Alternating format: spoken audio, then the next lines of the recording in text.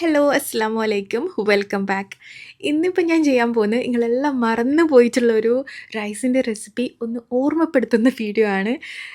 ഈ മന്തിയും മധൂത്തും ഹനീത്തും എല്ലാം ഭയങ്കര ഫെമിലിയർ ആകുന്നതിന് മുന്നേ തന്നെ കേരളത്തിൽ ഭയങ്കര ഫെമിലിയർ ആയിട്ടുള്ളൊരു ഐറ്റേനു ഈ ഒരു കബ്സ, അറബിക് റൈസേനു കബ്സ. പക്ഷേ ഇതിപ്പോൾ എല്ലാവരും മറന്നു പോയിന്. അപ്പോൾ നമുക്ക് കബ്സ ഒന്നുകൂടി ടേസ്റ്റിൽ നമുക്ക് പിന്നെയും ഉണ്ടാക്കി തുടങ്ങിയാലോ.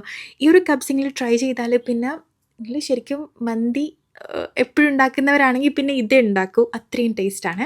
അപ്പോൾ നമുക്കിതിൻ്റെ റെസിപ്പി നോക്കാം. ഇതിനായിട്ട് ആദ്യം തന്നെ കബ്സ മസാല ഉണ്ടാക്കണം. നമ്മൾ കബ്സ മസാല പുറത്തുനിന്ന് വാങ്ങേണ്ട ആവശ്യമൊന്നുമില്ല, നമുക്ക് തന്നെ ഉണ്ടാക്കാം.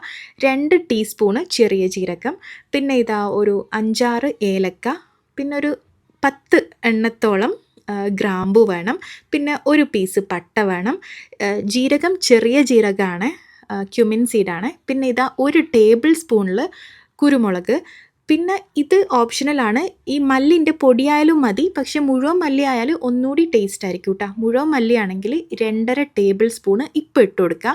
മല്ലി പൊടിയാണ് എടുക്കുന്നുണ്ടെങ്കിൽ 2 ടേബിൾ സ്പൂണ്, 2-2.5 തന്നെ എടുക്കുക, കുഴപ്പമില്ല. 2.5 ടേബിൾ സ്പൂൺ തന്നെ മല്ലിപ്പൊടി ലാസ്റ്റ്. ഇത് വറുത്ത് കഴിഞ്ഞിട്ട് മാത്രമേ ഇടാവൂ കേട്ടോ. ഈ ഒരു ടൈമിൽ ഇടറ്, പൊടി പെട്ടെന്ന് കരിഞ്ഞു പോകും. ഇനിയിപ്പോൾ ഇതിലേക്ക് വേണ്ടത് ഉണക്കമുളകാണ്. ഞാൻ ഈ ഉണ്ടമുളക് എടുത്തിന്. ഉണ്ടമുളക് ഇതാ ഇത്രയും അളവിലെടുത്തിന്. ഇപ്പം നീളമുള്ള മുളകാണെങ്കിൽ ഒരു 4-5 എണ്ണം എടുത്താൽ മതി കേട്ടോ. കാശ്മീരി മുളകില്ലേ, പിരിയൻ മുളക് എന്നെല്ലാം പറയുന്നത്, അതാണെങ്കിൽ ഒരു 5 എണ്ണം എടുത്താൽ മതി. കാശ്മീരി മുളകാണെങ്കിൽ ഒന്നുകൂടി കളർ ഉണ്ടാവും കേട്ടോ ഈ കബ്സക്ക്. അപ്പോൾ ഇത്രയും സ്പൈസസ് എല്ലാം കൂടി നല്ലോണം ഒന്ന് വറുത്തെടുക്കുക. ചെറിയ തീയിൽ വെച്ചിട്ട് ഒരു 3 മിനിറ്റോളം ഒന്ന് വറുത്താൽ മതി. ഇനി ഞാൻ പറഞ്ഞിട്ടില്ലേ, മുഴുവൻ മല്ലിക്ക് പകരം മല്ലിപ്പൊടിയാണ് എടുക്കുന്നതെങ്കിൽ വറുത്തിട്ട് ലാസ്റ്റ് ഒരു സ്റ്റേജ് ആകുമ്പോൾ 2.5 ടേബിൾ സ്പൂൺ മല്ലിപ്പൊടി ഇട്ടിട്ട് ഒന്ന് ചൂടാക്കിയിട്ട് എടുത്താൽ മതി കേട്ടോ. എന്നിട്ട് ഇതില്ലേ ഒരു മിക്സിൻ്റെ ജാറിലോട്ട് മാറ്റിയിട്ട് ചൂടാറിക്കഴിഞ്ഞാൽ നല്ല ഫൈനായിട്ട് പൊടിച്ചെടുക്കുക. അപ്പോൾ ഇതാണ് കബ്സ മസാല.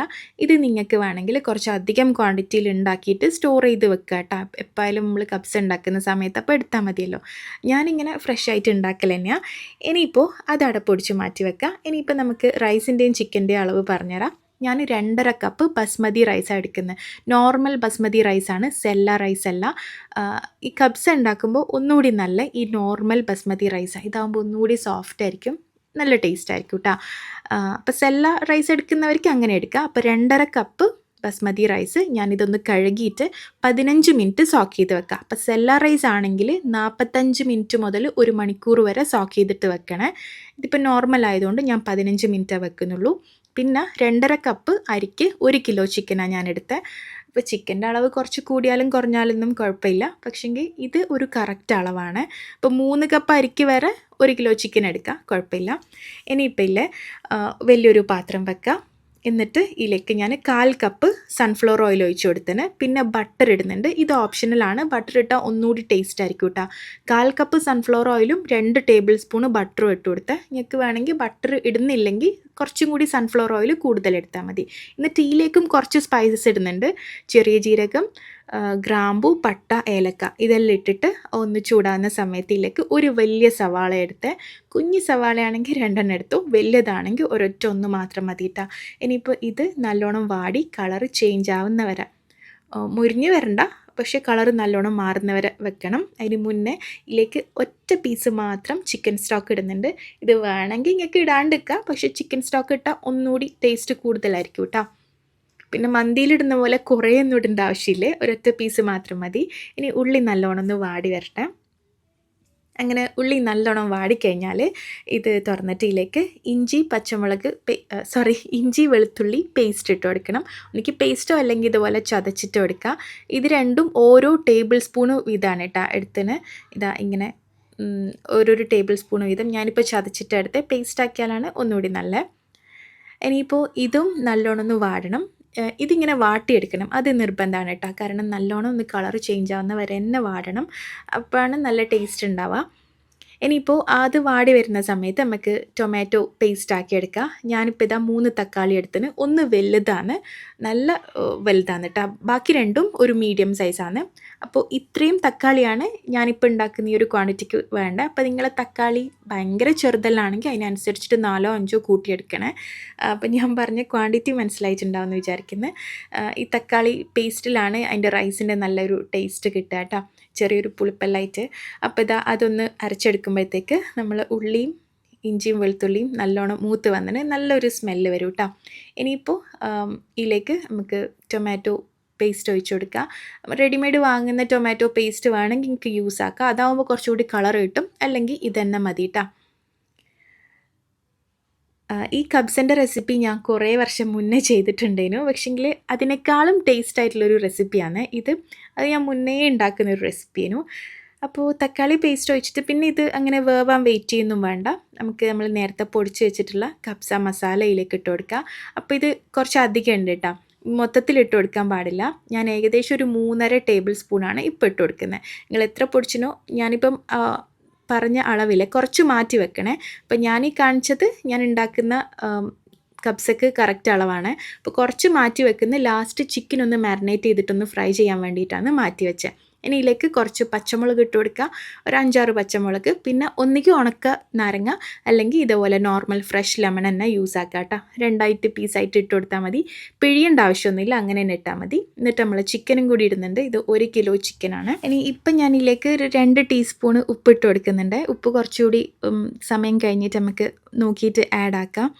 പിന്നെ ഈ കബ്സയില്ലേ, ഞാൻ ആദ്യം പറഞ്ഞ പോലെ നമ്മൾ അറബിക് റൈസെല്ലാം ഉണ്ടാക്കി തുടങ്ങിയത് ഈ ഒരു കബ്സയിൽ നിന്നല്ലേ. പിന്നെ ഭയങ്കര ഇപ്പം മന്തി ഉള്ള പോലെ തന്നെയായിരുന്നു ആ ഒരു കുറേ വർഷം മുന്നേ കബ്സ. ഒരു 5-6 വർഷം മുന്നേ എല്ലാം, 6 വർഷം, ഒരു 6 to 7 വർഷം മുന്നേ ആയിരിക്കും. അപ്പോൾ എല്ലാവർക്കും ഭയങ്കര ഇഷ്ടപ്പെട്ട ഒരു റൈസായിരുന്നു. പിന്നെ മന്തിയെല്ലാം വന്നിട്ട് വെക്കുമ്പോൾ ഇത് പിന്നെ എല്ലാവരും മറന്നുപോയി. അപ്പോൾ ഇനി ഞാനിതിലേക്ക് ഇളം ചൂടുള്ള വെള്ളം ഒഴിച്ച്, ഒന്നുകിൽ തിളച്ച വെള്ളം ഒഴിക്കാം, അല്ലെങ്കിൽ ഇളം ചൂടുള്ള വെള്ളം ഒഴിക്കാം, അല്ലെങ്കിൽ പച്ചവെള്ളം ആയാലും കുഴപ്പമില്ല കേട്ടോ. വെള്ളം ഒഴിച്ചിട്ടില്ലേ, 1 കപ്പ് അരിക്ക് 2 കപ്പ് വെള്ളം എന്നുള്ള അളവിലാണ് ഒഴിക്കേണ്ടത്. അപ്പോൾ ഞാൻ 2.5 കപ്പ് അരിയനും എടുത്ത് 5 കപ്പ് വെള്ളം എടുത്താണ്.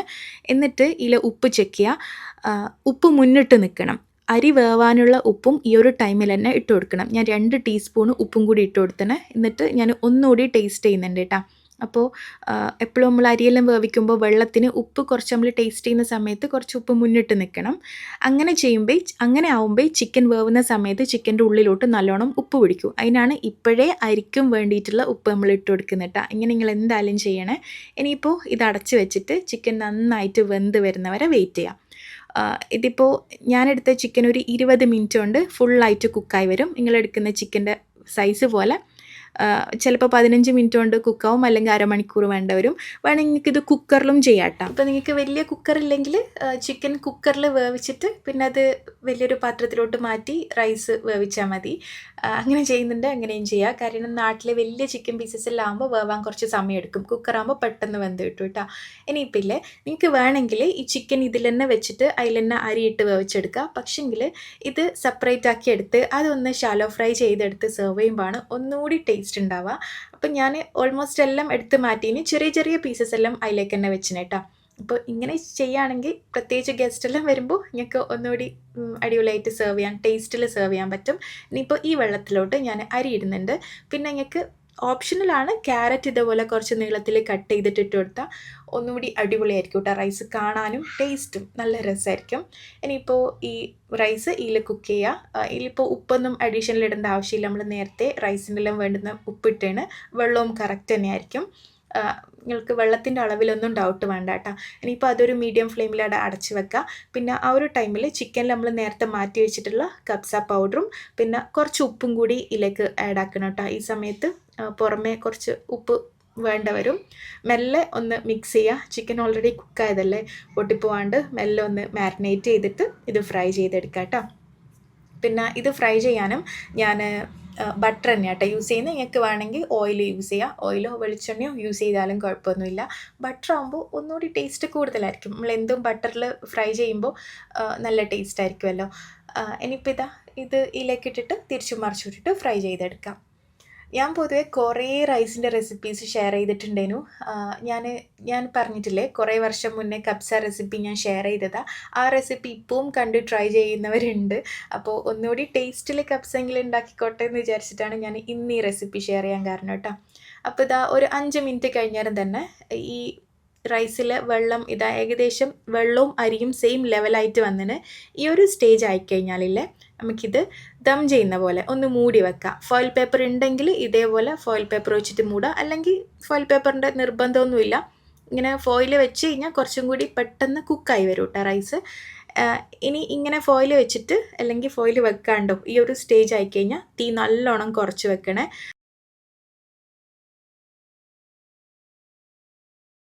ഇങ്ങനെ കുറഞ്ഞ തീയിൽ ഒരു 15 ടു 20 മിനിറ്റ് വെക്കുക. തീ കൂട്ടി വെക്കാനേ പാടില്ല, കരിഞ്ഞു പോവും. അങ്ങനെ ഞാനിതാ ഒരു 20 മിനിറ്റോളം വെച്ചിട്ടുണ്ട്. ഇത് തുറന്ന് നോക്കുന്ന സമയത്ത് പെർഫെക്റ്റ് ആയിട്ട് കുക്കായിട്ടുണ്ടാവും.